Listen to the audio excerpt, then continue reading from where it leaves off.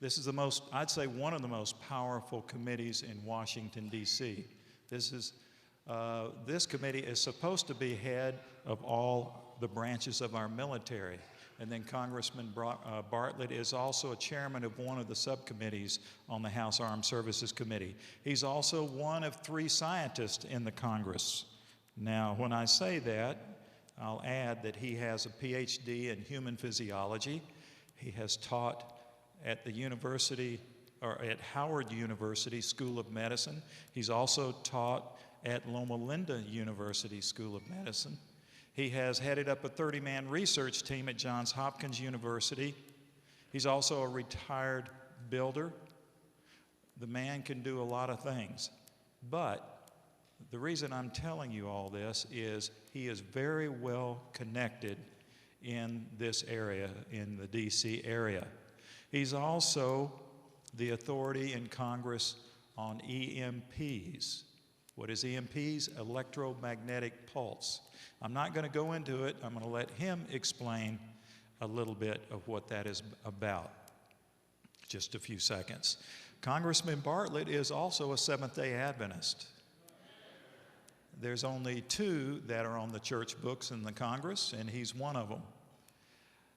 Now, several years ago, Congressman Bartlett invited us to his place. And now he lives near Frederick, Maryland, I believe, has a rather large home from all the children he and Ellen, his wife, have between them. And he invited us to his place for a weekend. We didn't go to Maryland. You know where we went? We went to the mountains of West Virginia to meet he and his wife, Ellen. You see, this man is no fool. He's well connected. He sees things coming.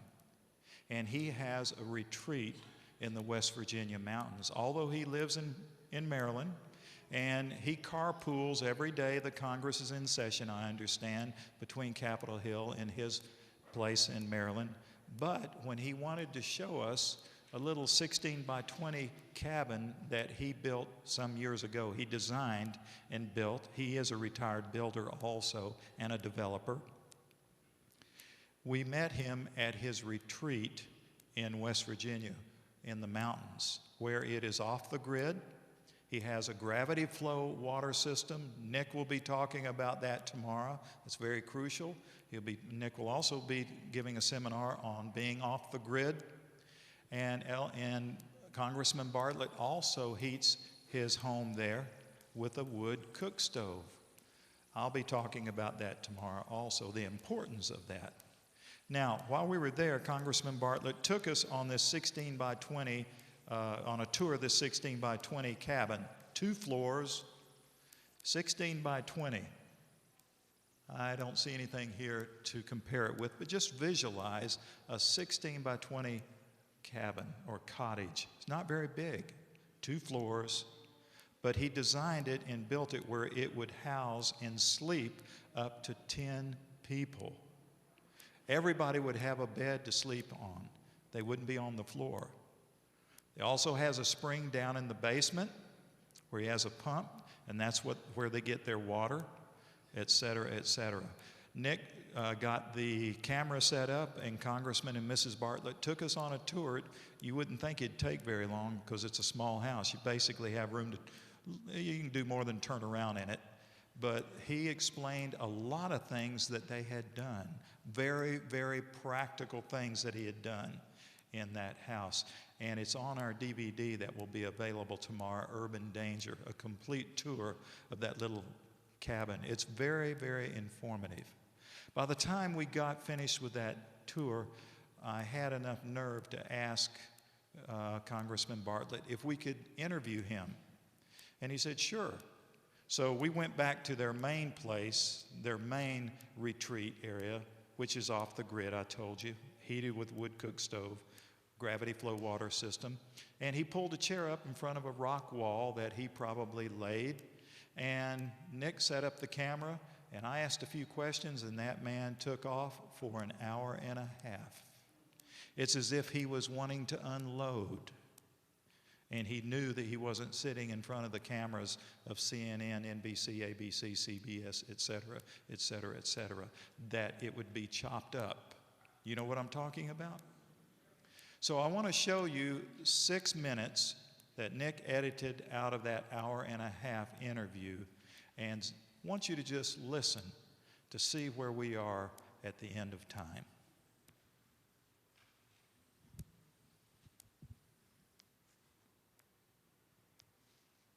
I hope we'll get there.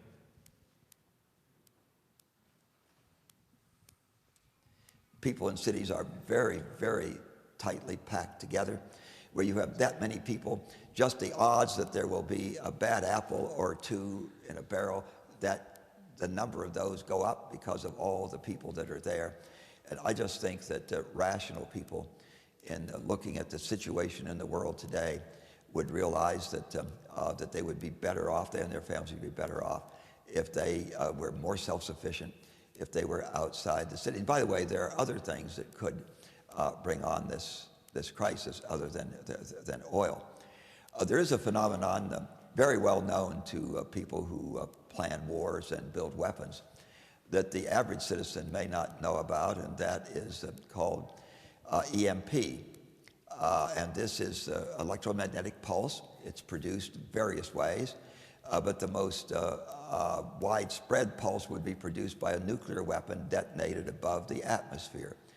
Our country has only one experience with that. This was in 1962, I believe it was, over Johnston Island, and we had an extra atmospheric burst. The weapon was detonated above the atmosphere, and this produced a surprising consequence. There was a huge flow of what today are called Compton electrons, and it was like a huge solar flare, orders of magnitude stronger than a solar flare, like really strong static electricity everywhere all at once. Another way of thinking about it is like a lightning strike everywhere. The Russian generals tell us that the Soviets, and I can quote this because this is in the public domain, it's not classified, tell us that the Soviets had developed an EMP weapon that produced 200 kilovolts per meter at the center. A weapon detonated 300 miles high above the United States would reach a line of sight the margins of our country, Florida and northwest Washington. And this would produce at the margins about 100 kilovolts per meter. If that's true, that is considerably more, I think, than anything that we designed and tested to during the Cold War when everybody was concerned about EMP. By the way, almost any country that has nuclear weapons in any war game, an EMP laydown is an early occurrence in that war game. And when the referee is there monitoring the war game, they just take their hand and wipe most of the assets off the table. Because what the EMP does is to, if it's strong enough, and 100 kilovolts per meter would be strong enough, it fries all microelectronics. That means there will be no more computers. Your car is full of them. There will be no more electricity. The only person you can talk to is the person next to you, unless you happen to be a ham operator with a vacuum tube set, which is 1,000,000 times less susceptible. The only way you can go anywhere is to walk, unless you happen to have a car that has a coil and condenser. And then you, of course, need to get some gasoline for your car. This would be a horrendous kind of an experience. I sponsored legislation about 6 years ago that set up an EMP commission. I'm sure if you do a Google search, you can find this. It's the EMP commission. Unlike most commissions that work for a year or two and are then retired, the EMP commission is still working because this is very serious. Our Pentagon is looking at all of their weapons systems. By the way, our military is very concerned about the power grid. And they are looking at what's called islanding, because they get much of their power from the private sector. Now, they, like a hospital, they have some generators and some diesel, but that's only going to run for a little while. Then what do you do when that runs out? Because the grid could go down and stay down for a very long time. It is kind of on the edge, on the margin. And you may have noticed that when there is a tiny problem in one place, that can really cascade and bring the power down, as it did in Florida not very long ago, over a very wide area when several million people are out of electricity for a number of hours. So there are a number of events that could create a situation in the cities where civil unrest would be a very high probability.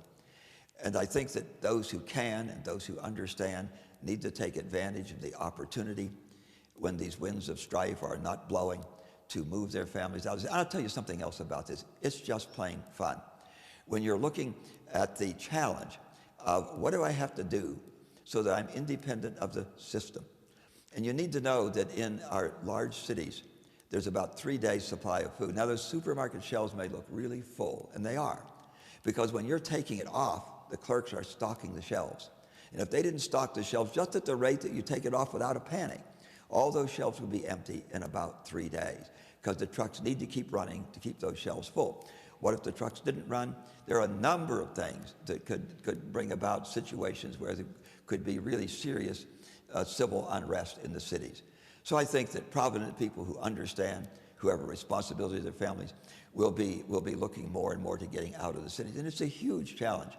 There's no exhilaration like the exhilaration of meeting and overcoming a big challenge. You stop and think about, gee, what do I need to do so that I can be independent out there? That if the world fell apart, it really wouldn't matter for me and my family.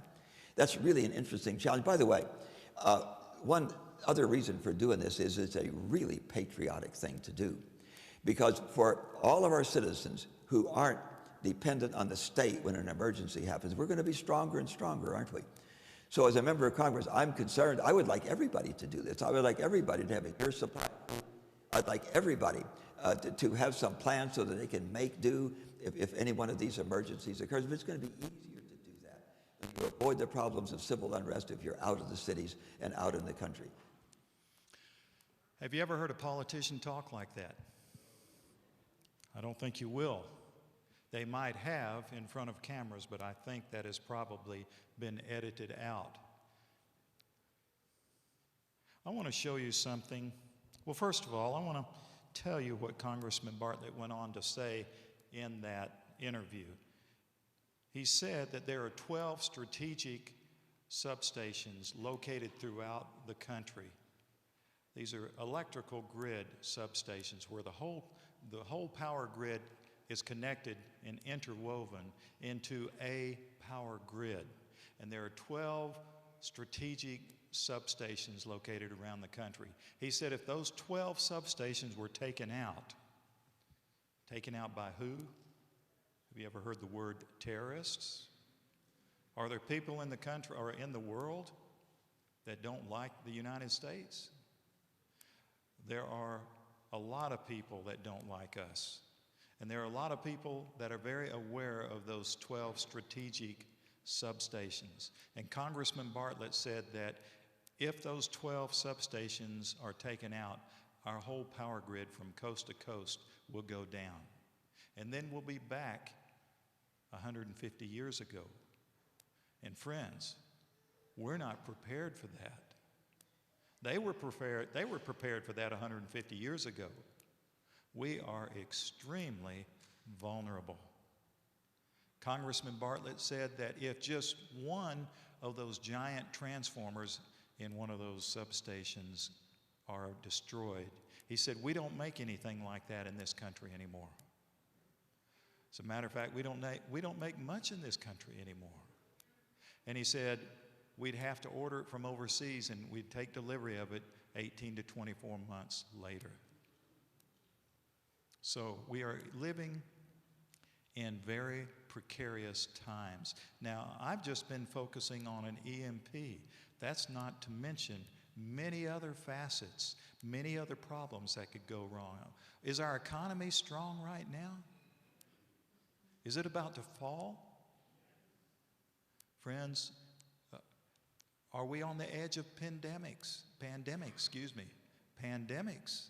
There are many other things that could happen.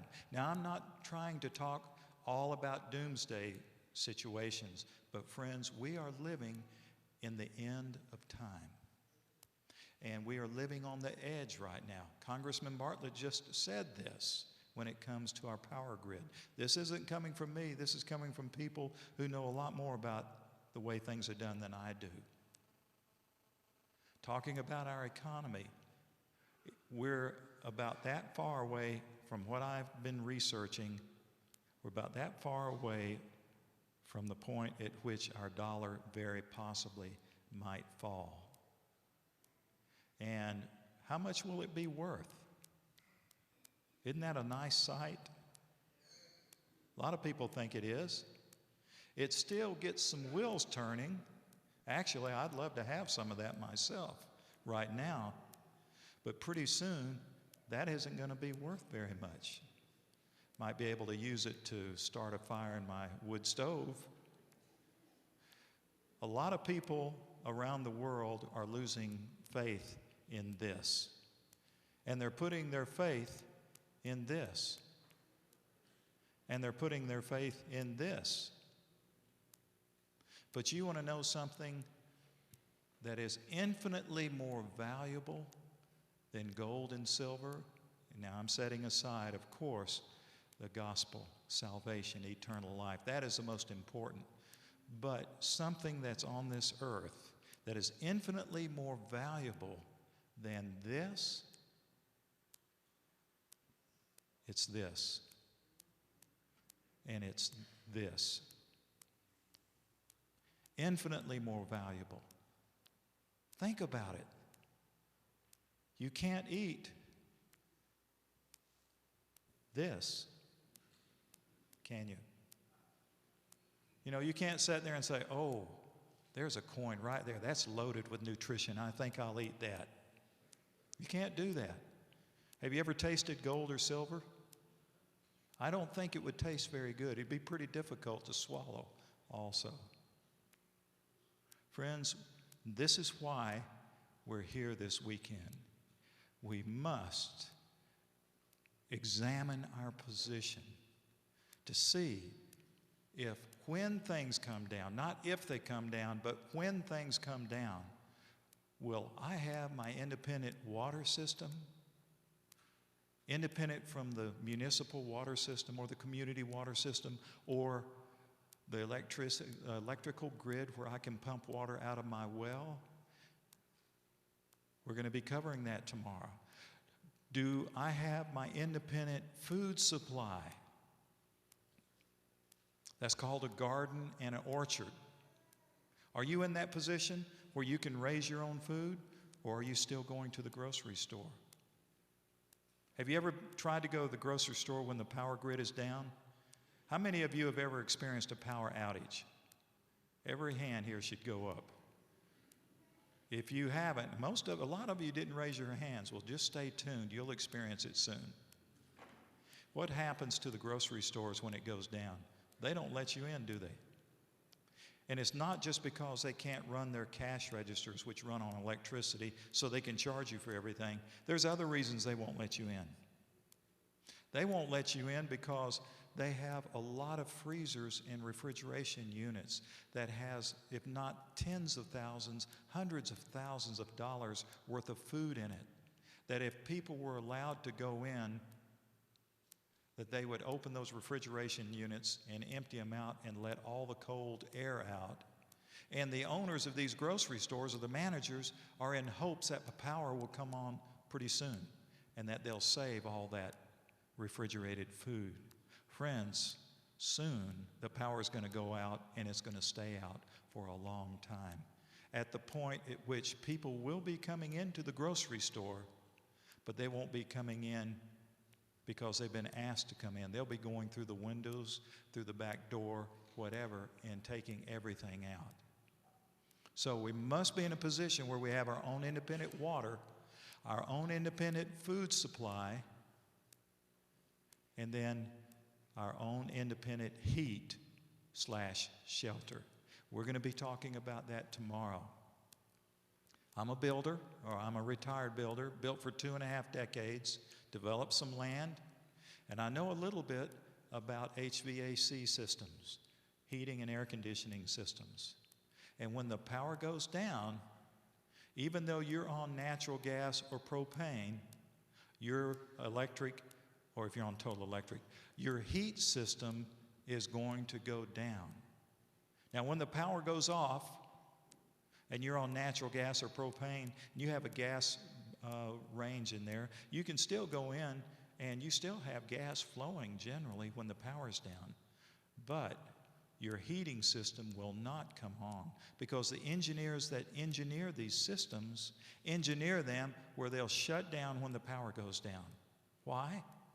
Because if the gas burners were to go on when the power is off, it wouldn't turn the fans that keeps the system cool and pushes the heat through the duct system.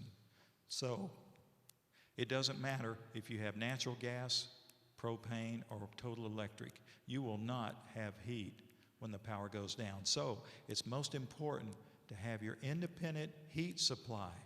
Now, what is that? Look outside. What is that right out the window there? That's a tree. That's the source of wood. It has energy in that wood that you can burn in a wood stove or a wood cook stove. So it's important to have property where you can have a renewable supply of firewood. So during the time of no buy, no sell, you'll be able to burn your own firewood and not have to even worry about buying that. We're going to go into detail about that tomorrow.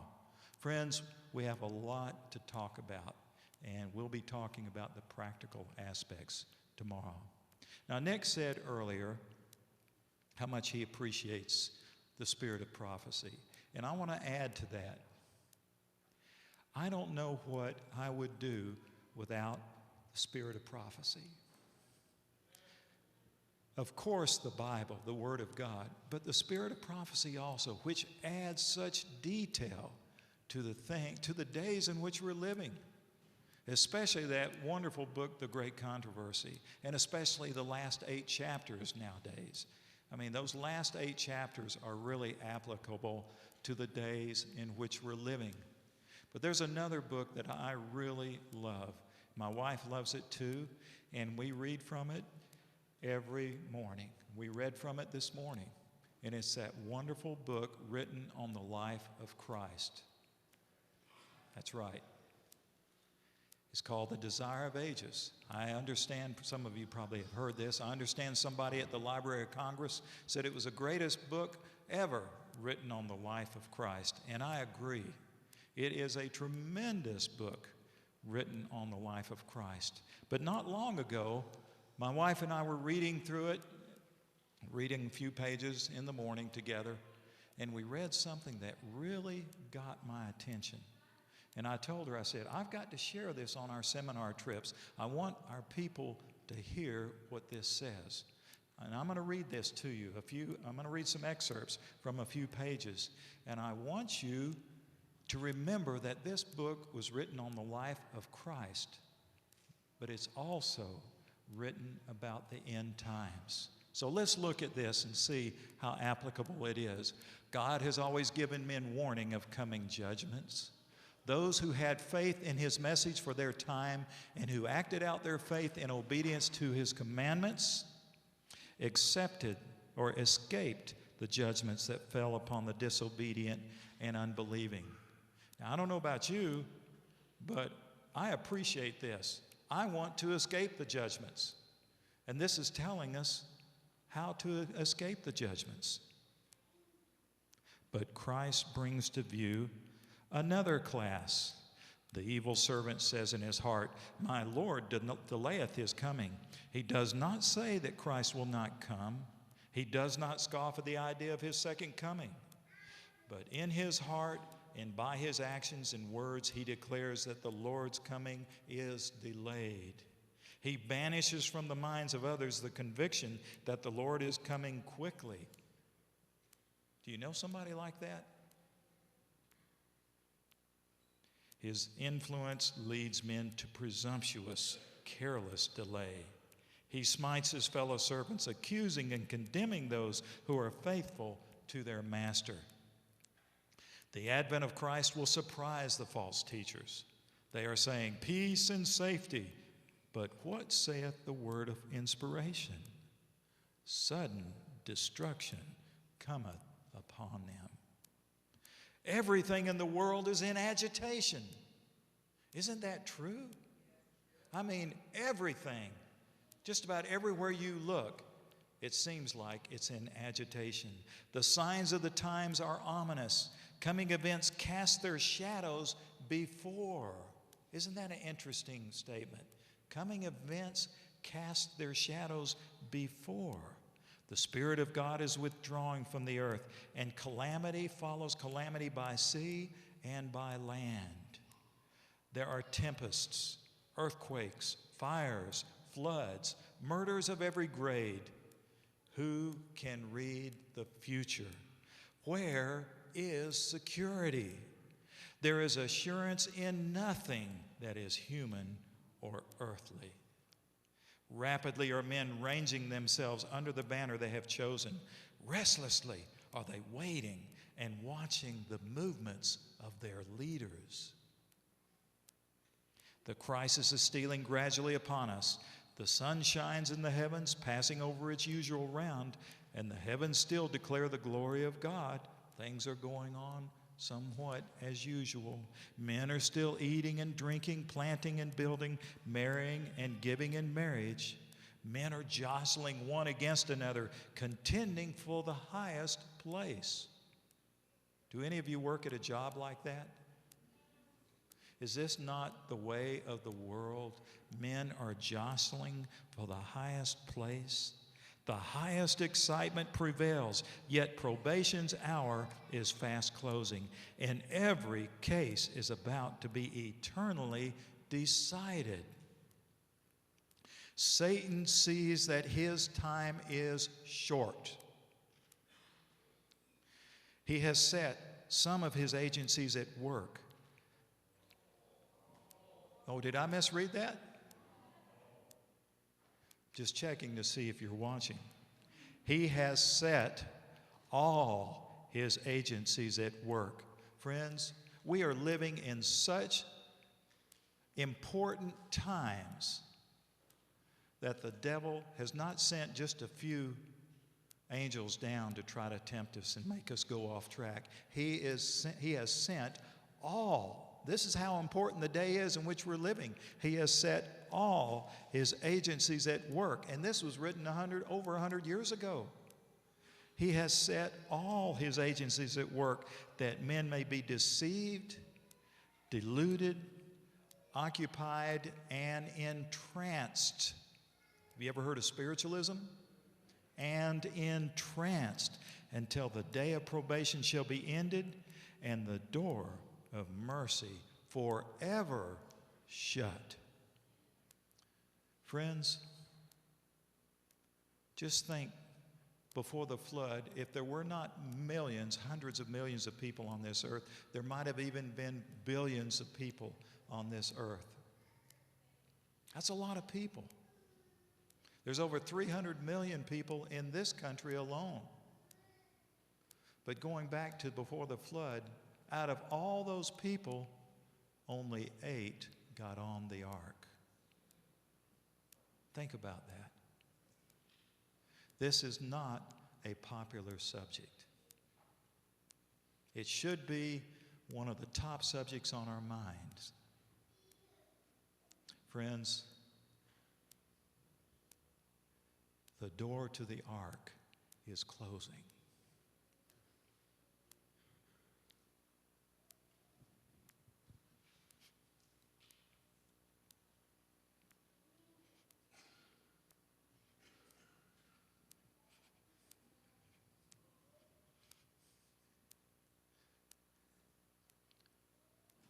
Don't be left on the outside.